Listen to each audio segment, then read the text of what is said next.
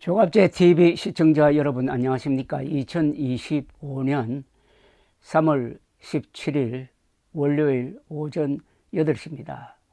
왜 한국의 보수층이 가장 반보수적인 인물로 밝혀진 윤석열을 대통령으로 뽑았느냐 하는 이 문제는 앞으로 두고 논쟁거리가 될 것이라고 생각합니다. 윤석열에게 속았느냐 아니면은 이재명 당선을 막기 위해서 보수층이 전략적 선택을 한 것이냐 하는 것도 앞으로 쟁점이 될 것이라고 생각을 합니다. 보수 진영에서 윤석열은 안 된다, 윤석열과 이재명 다 안 된다 라고 주장한 거의 최초의 인물은 정규재 전 한국경제신문 주필입니다. 2021년에 이런 주장을 줄기차게 했고 이재명도 안 되고 윤석열도 안 된다, 나는 기권하겠다는 입장을 표명을 해가지고 보수층 안에서 비판도 많이 받았지만은 윤석열에 대한 그의 입장 그리고 분석은 이제 와서 상당히 정확하다고 보고 재조명될 상황입니다. 윤석열의 문제점을, 그러니까 윤석열의 반보수적 성격과 반보수적 어떤 정체성을 가장 먼저 알아보았다는 거죠. 그런 면에서는 선지자라고 할 수 있습니다. 선지자는 고향에서 핍박받는다는 말이 있는데, 고향이라고 하면 여기서는 보수 진영이라고 볼 수 있습니다.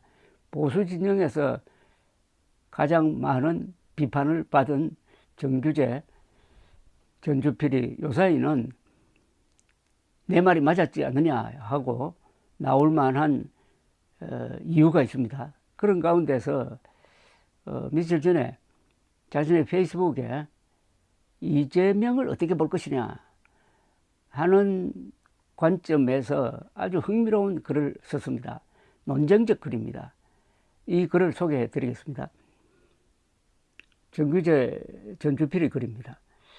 정주필님, 이재명은 포악무도하고 사악한 악마성을 감추고는 마치 광명을 가져다 주는 지도자처럼 자신을 위장한다는 것이 그를 자세히 알 수 있었던 사람들의 일치된 견해더군요.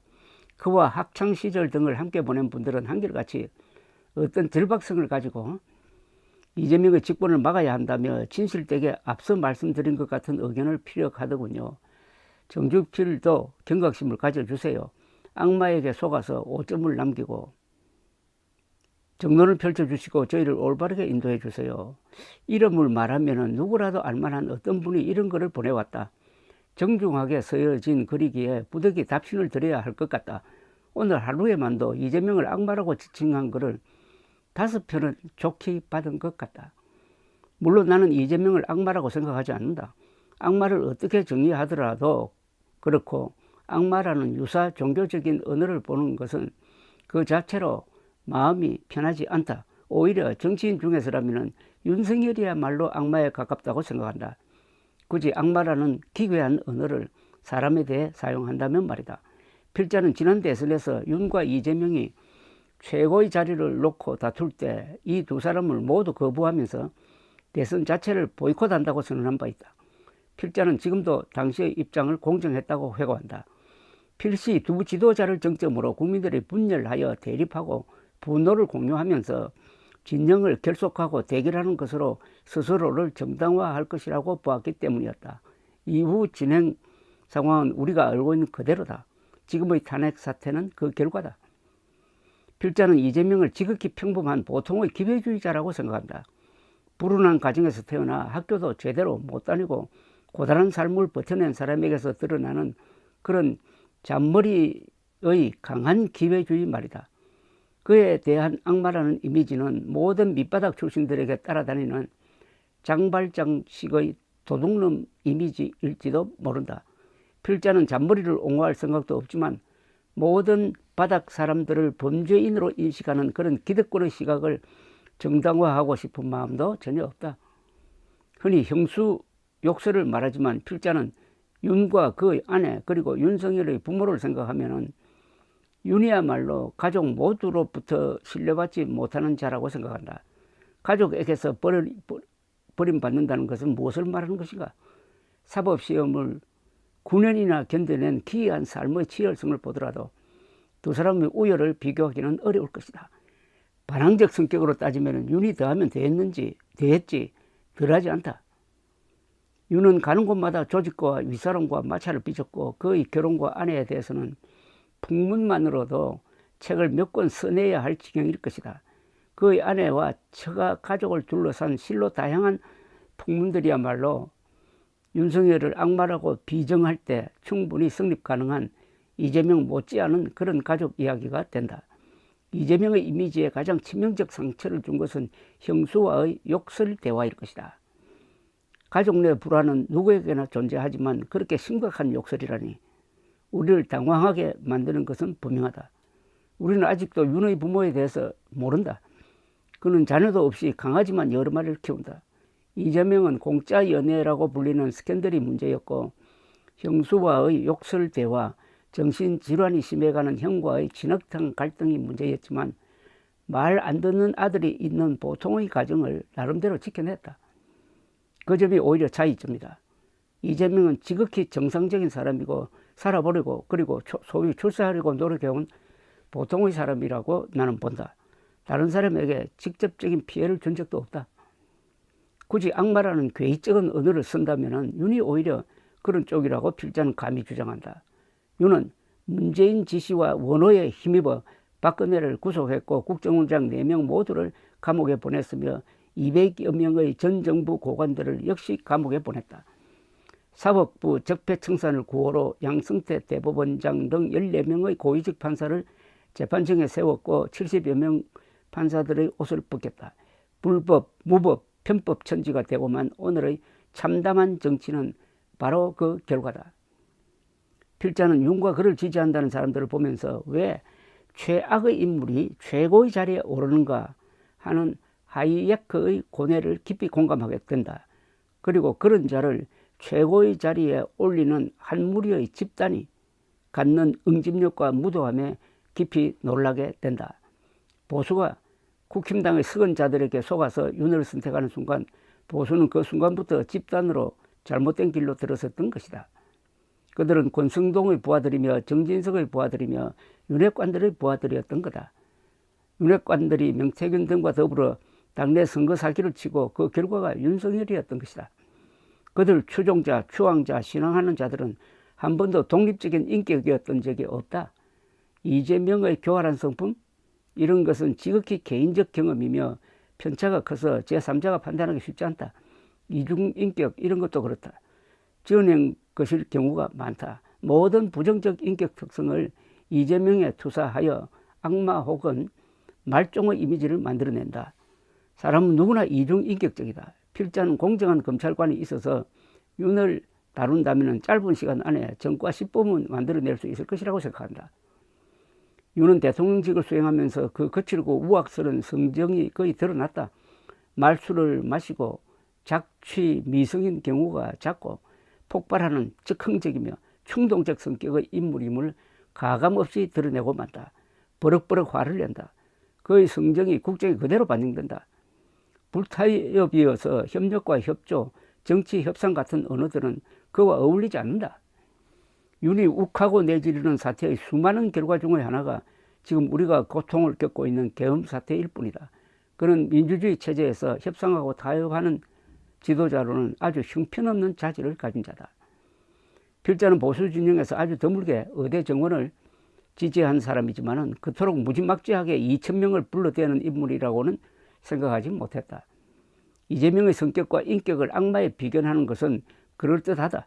그는 검사를 사칭했고 음주운전 경력을 남겼다. 그러나 성남시장과 경기지사를 하면서 비교적 합리적이라는 세간의 평가를 받았다. 대장동 사건으로 비난과 수사와 기어이 재판의 도마에까지 올라있지만 검찰은 아직 그의 부정적 치부에 대해서는 한 푼도 밝혀낸 바가 없다. 특혜를 남발한 것 같지만 여전히 그 은밀한 반대 급부를 검찰은 밝혀낸 바도 없다.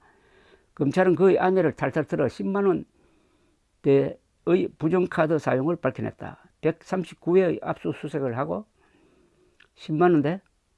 나라 돈을 그렇게 낭비하는 검찰은 부끄럽지도 않나. 윤의 하수인에 불과한 검찰이 비싼 세금을 들여 하는 짓이 이런 짓이다. 필자는 이재명의 공직선거법 위반에 대해서는 그를 벌할 정도의 수준에 이른 거짓말이라고 보지 않는다. 김문기를 모른다고 한 거짓말, 국토부로부터 백현동 부지 용도 변경에 대한 압력을 받았다는 거짓말, 검사 사칭 사건과 관련한 위정교사죄에 대해서도 필자는 아주 다른 견해를 갖고 있다. 검사 사칭 죄목은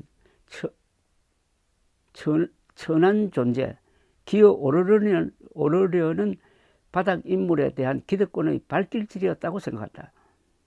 이재명의 거짓말 범죄에 대해서 처벌할 수 없다고 말했을 때 거의 대부분 필자의 사회 친구들이 떨어져 나갔다. 모두가 이재명에 대한 적의에 사로잡혀서 그런 설명을 들어볼 일말의 의도조차 없었던 것이다. 공직선거법의 거짓말 범죄는 소위 당선 무효형을 받으면서 종료된다. 그러나 당선 무효라니 이재명은 당선된 적이 없다. 그는 낙선자다. 당선자는 윤석열이다. 윤은 온갖 거짓말을 하면서 당선되었다. 그는 아내가 정권 투자를 해서 약간의 손실을 봤을 뿐 주가 조작은 어림이 없고 장모는 다른 사람에게 10원 한 장 손실을 준 적이 없다는 등의 거짓말을 태연히 해댔다. 그러나 그는 처벌받지 않았다. 당선자를 처벌할 수 없는데 낙선자는 처벌받는다는 희한한 일을 필자는 정의롭고 공정하다고 말할 수 없다. 이재명의 경우는 오히려 그런 사소한 거짓말들로 선거 중 이미지가 나빠졌고 낙선하는 상응하는 처벌을 받았다. 이재명은 잔머리를 많이 굴린다. 맞다. 그러나 잔머리를 굴리는 사람은 그 대신 타협적이다. 대장동에서의 비리는 아직 드러나지 않았다. 본인은 부패 문제는 없다며 아직도 완강하다. 백현동 문제를 의심하는 사람은 꽤 있다. 비리가 있다면 이쪽일 것이라고 보는 것이다. 김만배의 돈이 문제라고 하겠지만 역시 아직 증명된 바는 없다. 비리는 오히려 윤핵에서 엿보인다. 김만배의 누나는 하필 윤석열 부친의 집을 구매했다.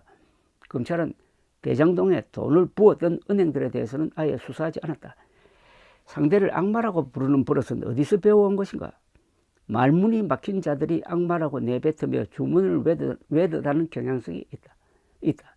필자는 이재명을 잘 모른다. 그러나 그런 이유로 이재명에 대한 악의적 별칭들에 포획될 이유가 없는 것이다. 악마라는 호칭은 의아스럽다. 기독교인들이 그렇게 부르는 것인가? 만일 누구를 향해 악마라고 불러야 한다면 검찰권의 무자비한 행사를 주특기로 하는 윤을 그렇게 불러야 한다고 생각한다. 이재명은 휘둘러야 하는 권력자였던 적이 없다. 윤에게 포획된 자들은 어리석은 자라고 말해야 한다. 최근 스스로를 보수라고 주장하는 진영의 수구적이고 반민주주의적이며 사이비 종교 집단적인 태도를 필자는 인정하기 어렵다. 필자는 집단의 포섭을 강요하는 이런 풍토를 경멸한다. 집단에는 그것이 광우병 집회든 촛불이든 광화문이든 지성이 없다. 이상입니다. 감사합니다.